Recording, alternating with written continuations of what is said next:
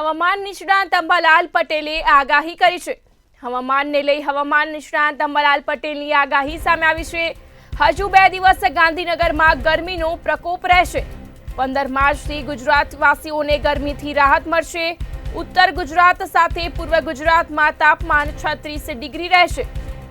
હવામાન નિષ્ણાંત અંબાલાલ પટેલે આગાહી કરી છે, જ્યાં કચ્છમાં પણ મહત્તમ તાપમાન 36 ડિગ્રી રહેશે। આ સાથે જ સૌરાષ્ટ્ર અને રાજકોટમાં પણ તાપમાન 36 ડિગ્રી રહેશે। ગરમી દરમિયાન જૂનાગઢમાં 35 ડિગ્રી તાપમાન રહેશે। સહિત ગાંધીનગરમાં પણ કાળઝાળ ગરમી પડી રહી છે। હીટ વેવની વ્યાખ્યામાં પણ ગાંધીનગર જે ગ્રીન સિટી છે તે પણ આવી ગયું છે।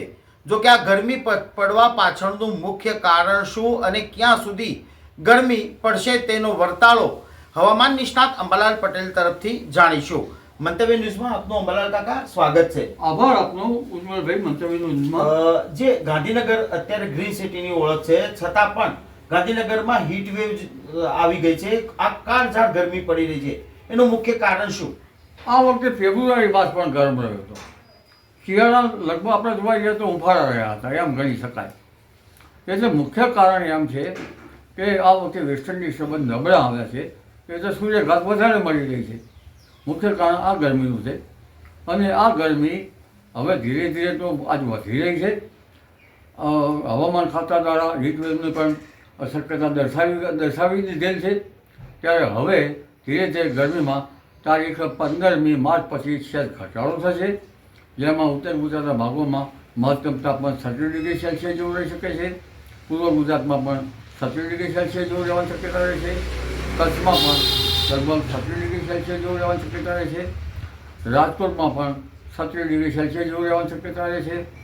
પૂર્વ સૌરાષ્ટ્રના ભાગોમાં લગભગ 31-32 ડિગ્રી સેલ્સિયસ જેવું રહેવાની શક્યતા રહે છે। જૂનાગઢના ભાગોમાં 35-36 ડિગ્રી સેલ્સિયસ જેવું રહેવાની શક્યતા રહે છે। જૂનાગઢના ભાગોમાં પણ સામાન્ય ગરમી રહી શકે છે। અમરેલીના ભાગોમાં સામાન્ય ગરમી રહી શકે છે। ભાવનગરના ભાગોમાં ભેજવાળું વાતાવરણ રહેવાની શક્યતા રહે છે, અને દક્ષિણ ગુજરાતમાં વલસાડ વગેરે ભાગોમાં મહત્તમ તાપમાન ઘટી શકે છે। એટલે તારીખ 15 બાદ મહત્તમ તાપમાનમાં ઘટાડો થવાની શક્યતા રહે છે, જે ઘટાડો આંશિક હોઈ શકે। અમારા